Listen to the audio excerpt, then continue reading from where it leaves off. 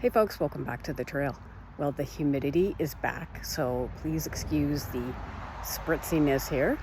And this is going to be kind of a long video, and I'm just going to try to get through it before, somebody else comes along on the trail. But if I have to stop and pause, it's because I'm protecting somebody's privacy. So let's dig into it. So today's topic is competition and criticism. So just imagine me rubbing my hands together in a sinister kind of way, because that's what I kind of want to do with this one. So, I don't care what you're up to, making content. It doesn't matter, the narrative that you're speaking to, mental health, fitness, it really doesn't matter what you're doing. But I'm going to take it as a standing up for mental health. Okay, so I'll use that analogy. Now, I'm going to start with the first one that's going to be pretty simple for me, which is competition. Now, in case you didn't know, in order for it to be a competition, you need participants. So if you do not participate, it's not a competition. Just if it's the only thing you take from this video, know that. So, personally, for me, in case you don't already know, in relationships, whether they're on like an intimate level or a friendship level, I do not compete. I just don't compete with people. In general, that's it. I don't even care. Even when it has to do with content or helping somebody out, I'm not in it for a competition. So it's pretty simple. That saying, it takes two to tango. Well, it takes two to compete, or a collective group to compete. So I guess I did fall prey to competing with the algorithm. We all know we're governed by a higher force that we can't really do much about, because I don't boost my posts. I don't pay to get views and all that. I don't have stars set up and all that. There's no monetization here and all that. But I competed with the algorithm and I kind of got bummed out by low views and things, because I was worried that the message that I was getting out there wasn't getting in front of people. But then I had to stop and realize that, say I put up a video 6 months and it tanked, did crappy. Okay, that was a kick in the gut. But it only takes one comment and one view in the present time to boost that past video. Do you know what I mean?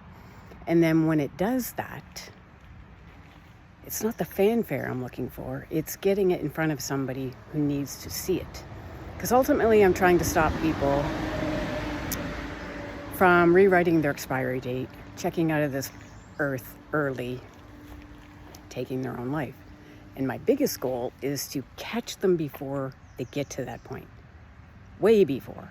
So that's not even, a thought in their head. So yes, I did compete with the algorithm, but I've learned my place within the algorithm, and I just have to be patient and just hope that my videos are getting in front of people. Okay. So now let's deal with criticism. I love this one, because usually when people are criticizing others, they're not doing a goddamn thing. They're not doing shit to better somebody else, help somebody else, support somebody else, spread awareness. Usually those keyboard friggin' jockeys aren't doing shit. So know that. And sometimes they're jealous of what you are doing. So you might be absolutely killing it in whatever field you're in, whatever topic you're talking about, and they just can't have that. So they're going to sabotage you in some way. Criticize you, slam your name, put shitty comments down, whatever have you, right? That's the real world. That's what happens. So yeah, it can come from a place of jealousy. But, when you criticize somebody else, it really says a lot about you in the end game. it says a lot about you. So, I've heard different forms of criticism when it comes to my content, like, how could she? Why would she share something like that? Well, hopefully to resonate with somebody else. Oh, she's a buzzkill. Any talk about mental health, that's just a bummer. It just brings people down. Lots of criticism. Or she doesn't know what she's talking about. She's not a professional. No, I'm not. I've admitted to that a million times. I'm an experiencer, a soul helper. Just want to give people the green light to know that you can speak to somebody.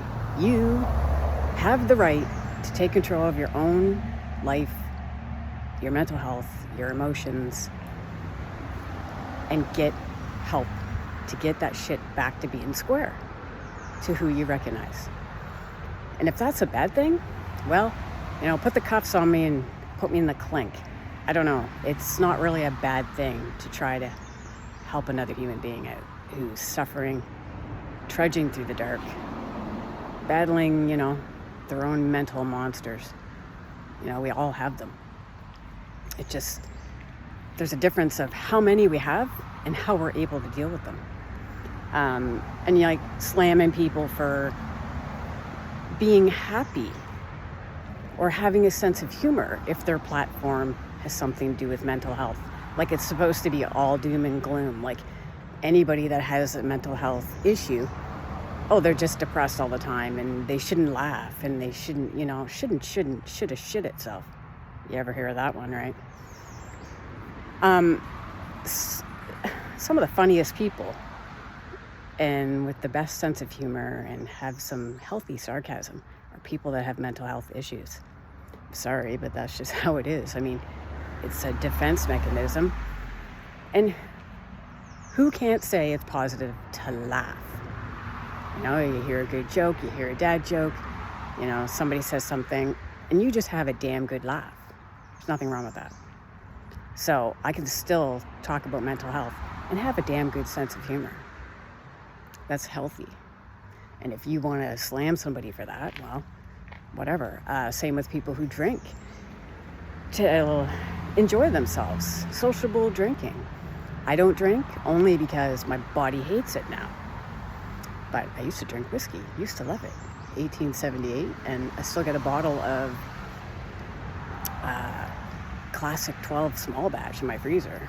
And there's times I want to have a little nip, but like I said, my system doesn't care for it. Now, personally, I have stuff in my past where other people's drinking directly impacted my safety and their mood, the house mood, and everything that was going to take place, right, from there on out. But that's a personal thing. I don't take the act of people having a sociable drink away from somebody else just because they're speaking on a particular platform. So you see where I'm going with this. You can poke and poke and poke and pick and pick and pick, but at the end of the day, you're the one with the fucking problem. So yeah, I swear. So poke me about that. Look, I got lots of spaces you can poke me in. Go ahead. Here's a stick. Go for it. Stop criticizing other people. Here, I'll go one step further. I'm going to ask you a question. What have you done today? Have you helped anybody today? Last week? Anything? Did you just support anybody in any way, shape, or form?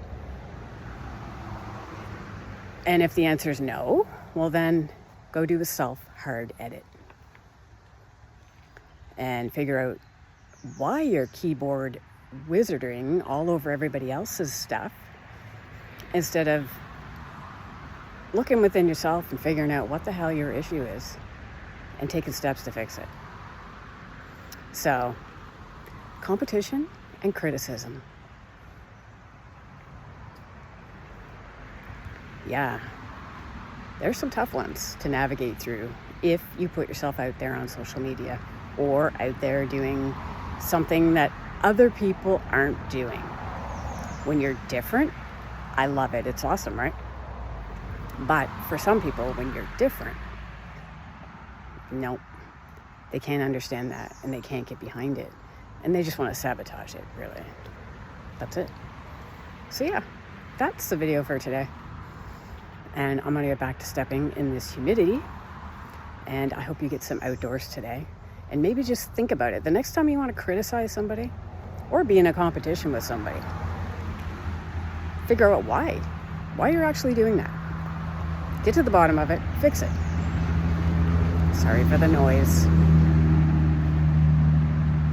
But yeah, so whatever you get up to today, and with the holiday coming tomorrow, here anyways, it's Canada Day, be smart, have fun. I want to see you back here tomorrow, so be good, okay? And go easy on our first responders. They already got enough shit to do. So, tame back your eventful evenings, think ahead before you do that crazy stunt or, don't get behind the wheel. Find another way, okay? So anyways, get out there, have fun. Till the next time, see you later.